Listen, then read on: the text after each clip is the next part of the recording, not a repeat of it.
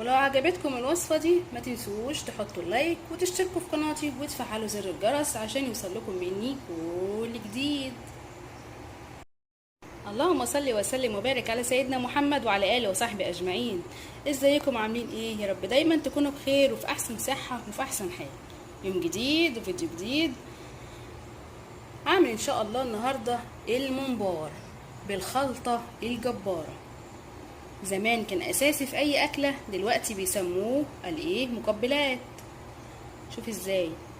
يلا بينا بقى نعمل المقبلات الحلوة دي بقى، نشوفها بتتعمل ازاي وهقولك ازاي تسويه كويس من غير ما يفرقع منك. يلا بينا على المقادير والطريقة. والمقادير معايا: كيلو من الرز المغسول ومنقوع ومتصفي، ده رز مصري. وكيلو من الممبار متنضف حلو قوي عند الجزار، وجبته بس عدت عليه كده تحت الحنفية ونقعته في شوية مية وشوية خل وملح وليمون، سبتهم شوية وبعدين صفيتهم وبقى زي الفل. ومعايا البهارات بتاعتنا: 7 بهارات، كمون، كزبرة، فلفل اسود، شوية ملح، ومعايا شطة وقرفة، لو مش عايزة القرفة بلاش. ومعايا كوباية من الزيت، ومعايا بصل مفروم، ومعايا خضرة شبت وبقدونس وكزبرة، ومعايا طماطم متسبكة عصرتها في الخلاط ونزلت بيهم على النار وتسبك وبقى زي الفل. ومعايا كمان معجون طماطم. يلا بينا على الطريقة ويلا نبدأ. بسم الله. هنحط البصل على الرز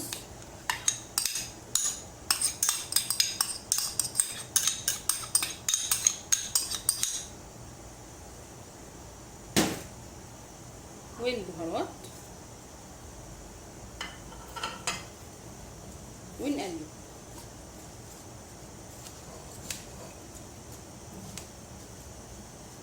يا سلام على ريحته وجماله.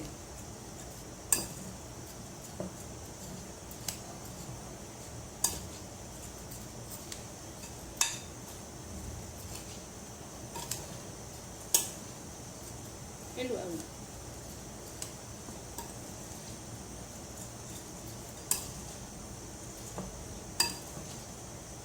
ماشي كده.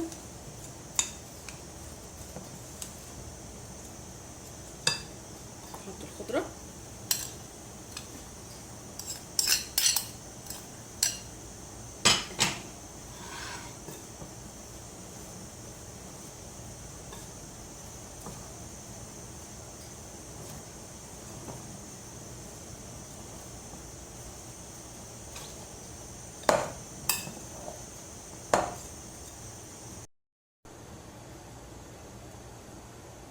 معجون الطماطم،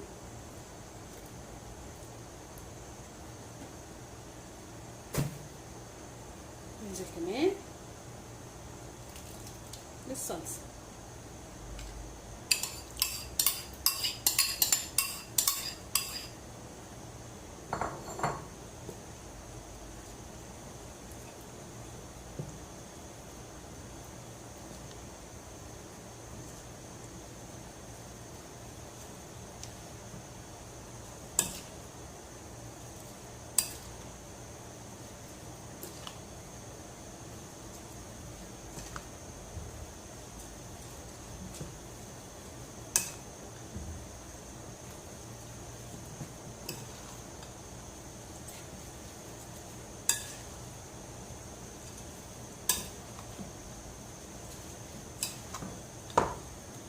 نحط بقى الزيت اللي معانا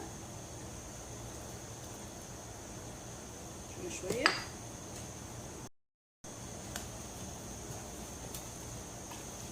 نديله كده ايه لمعة حلوة.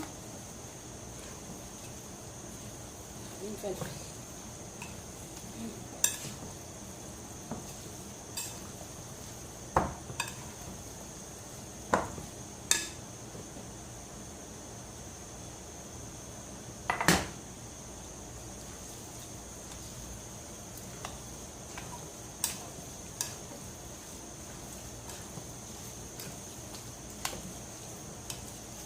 بس كده.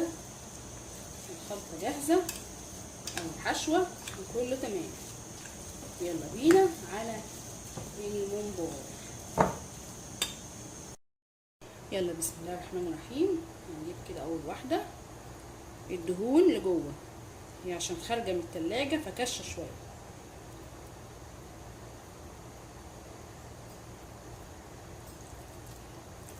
امسك كده وايه ونعمل نسيب كل شوية.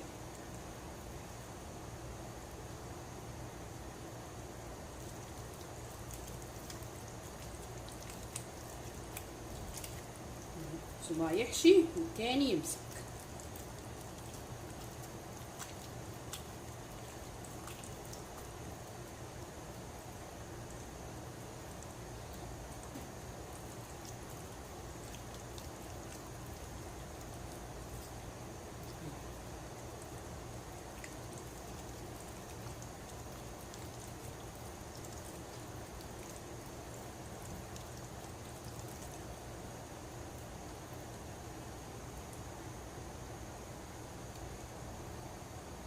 اعذرونا بقى مفيش جوانتي ولا حاجة.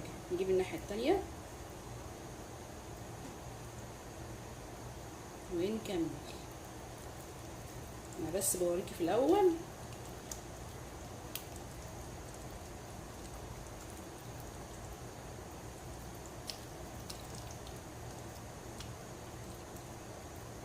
الحشوة ازاي.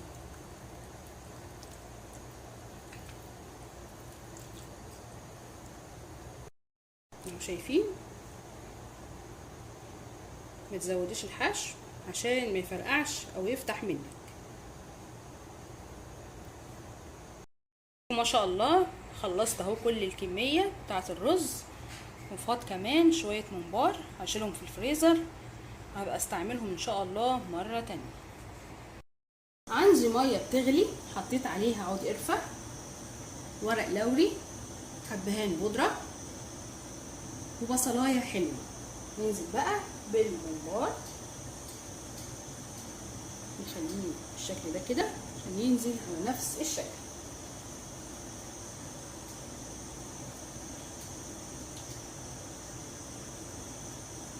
هو بيقفل اول ما بينزل.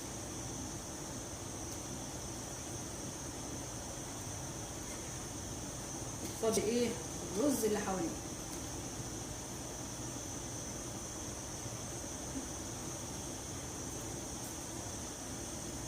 عينك عليه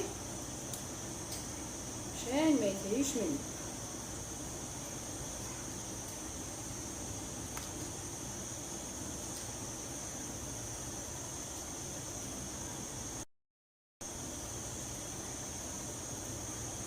واحدة واحدة انزل كده.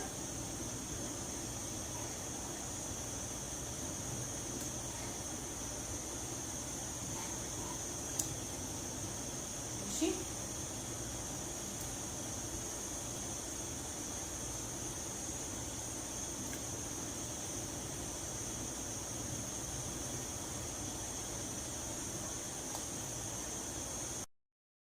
حطش لايك للممبار.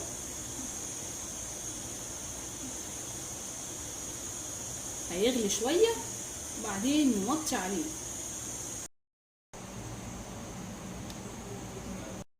والممبار الحمد لله استوى اهو، طلع زي الفل. اهم حاجة واحنا بنشيله تكون النار شغالة عشان ما يفرقعش مننا. حطش لايك. يلا بينا بقى نحمره.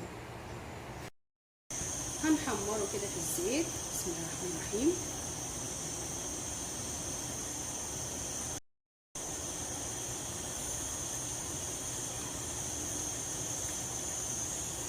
هو سخن فيه تشويش كده.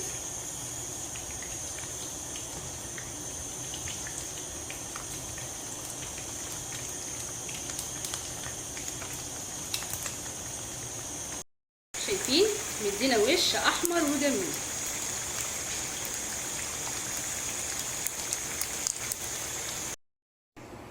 ودي كانت وصفتنا النهارده، اتمنى يا رب تعجبكم وتنفذوها. كانت معكم مطبخ آية عادل. والسلام عليكم ورحمة الله وبركاته.